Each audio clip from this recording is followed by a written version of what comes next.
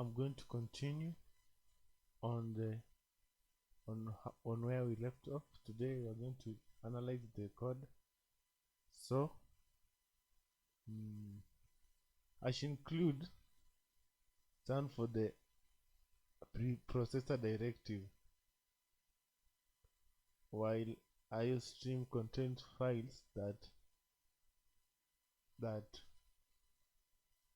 allows the user to output and input data using namespace standard. This is a standard library that allows you to use functions such as cout, cin, the standard function classes.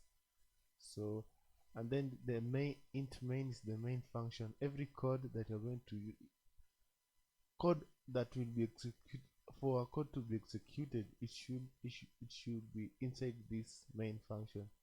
Even if you have a function, it's usually called in the main function, and then it returns when the code has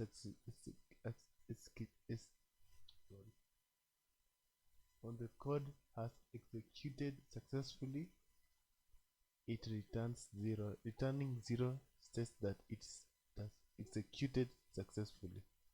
Thank you.